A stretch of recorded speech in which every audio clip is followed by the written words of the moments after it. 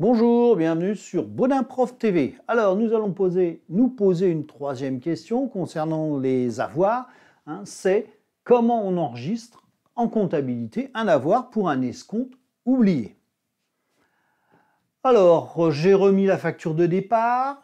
Donc, l'écriture, vous l'avez vu sur une précédente vidéo. Donc, on avait acheté de la marchandise et le fournisseur a oublié de tenir compte d'un escompte oublié. Alors l'escompte, c'est tout simplement parce que l'on va faire un règlement rapide dans les 8 jours.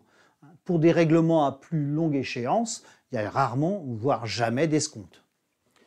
Alors, voyons maintenant donc cet avoir. Donc c'est un escompte qui a été oublié sur la facture. Donc vous voyez, il reprend le hors-taxe de la facture, 265 €, et il va appliquer le taux d'escompte qu'il devait nous proposer, donc 2%, donc 5,30 €.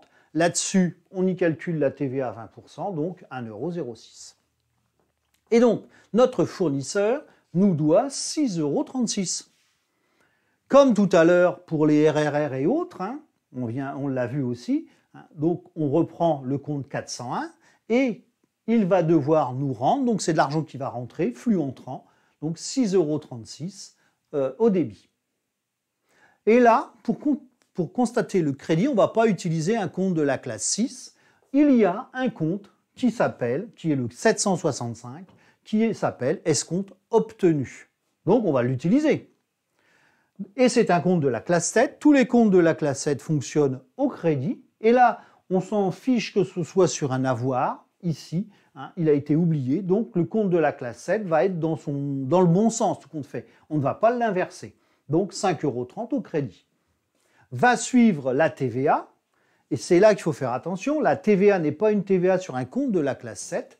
La TVA, elle est liée à l'acte d'achat du départ. Au départ, c'est une facture d'achat, donc c'est une TVA sur achat, TVA déductible.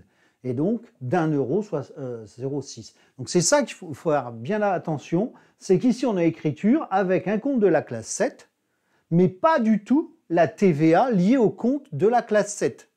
Pas de TVA collectée. On est sur une TVA qui est liée à l'acte d'achat de départ.